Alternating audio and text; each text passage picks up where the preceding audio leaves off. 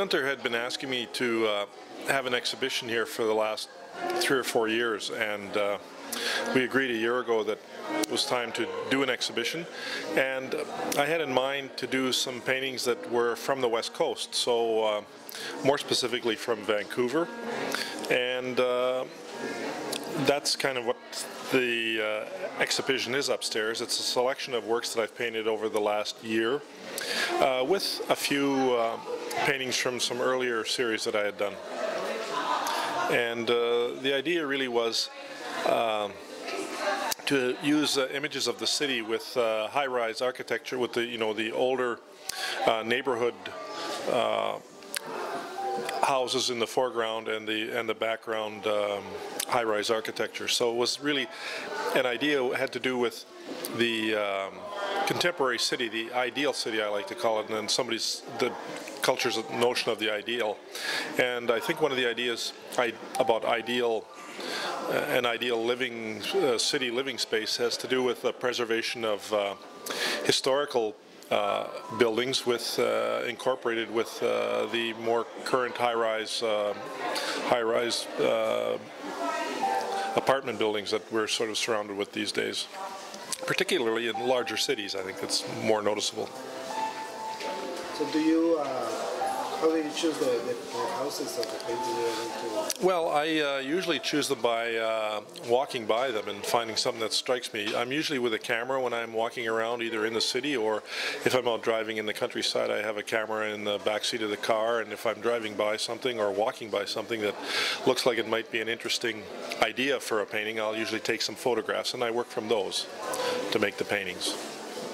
So you take the photograph and then go to your studio and do the whole work you do? Exactly right.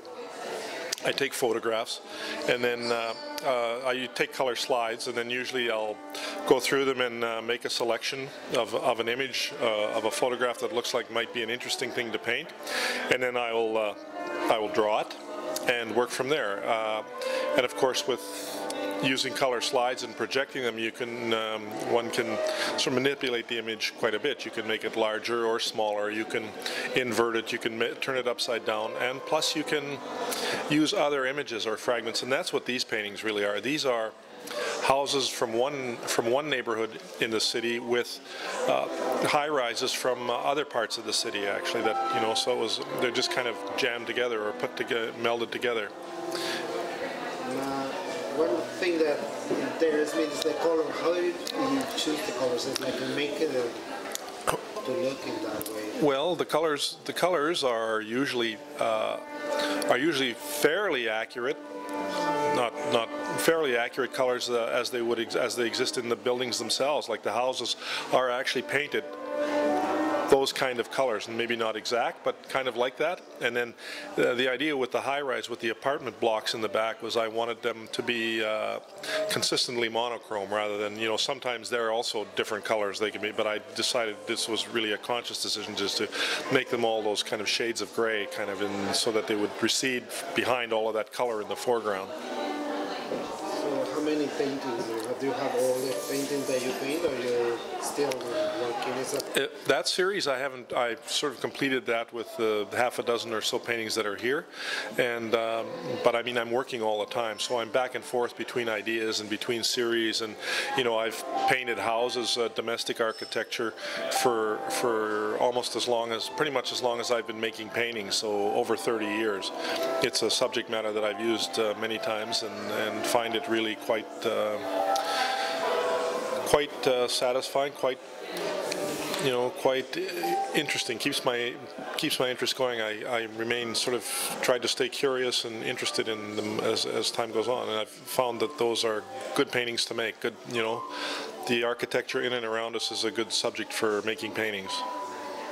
How long it takes you to finish a series, you would say, or sometimes a long time?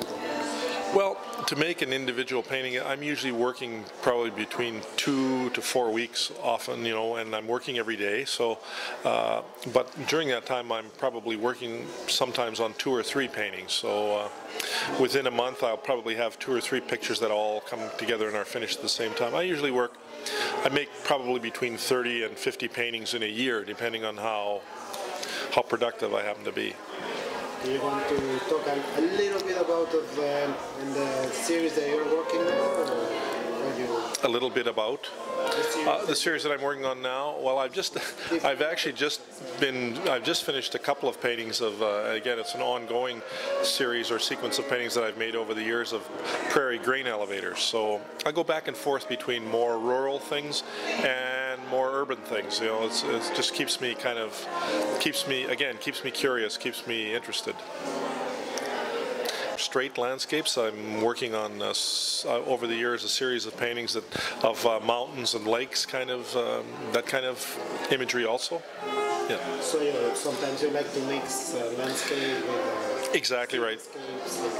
So sometimes I'll do a few paintings of a sequence of paintings of mountain pictures, and then I'll do a sequence of paintings of small town, small business paintings, you know, from small prairie towns, and then another time I'll do a series of pictures that are of houses, you know, domestic architecture. So like that, I just keep sort of rotating things, not necessarily consciously. It's just whatever occurs to me at the moment, to be interesting to work this. You know, I have quite a number of photographs taken over the years, and so sometimes I'll sit for a day or two and just look at photographs I've taken sometimes several years ago, you know, maybe as long as 10 or 15 years previously, and I'll go back and relook at those images and think that there's a painting there that I hadn't seen before, or another painting to do of the same place, you know, with another, maybe make it in the rain instead of the sunshine, or make it in winter instead of summer, or night instead of daytime, those kinds of things. So it's, you know, the weather is always a really good reason to make a painting too, right? It's a good subject for a painting. And the size of the paintings really just comes from, those are sizes that I've worked over the years, and I find them quite comfortable to work with. I like making paintings bigger rather than smaller, although I do have some smaller pictures also, but I prefer working on the larger ones because for me, the paint quality, the tactile quality of the paint works better on a larger scale, right? They're more physical. They're more, you know, if you look at the paintings, they're very tactile in terms of the surface of the paint, the way the paint is applied. And I prefer them larger because it's better, it feels better, looks better to me, to my sensibility, when they're larger.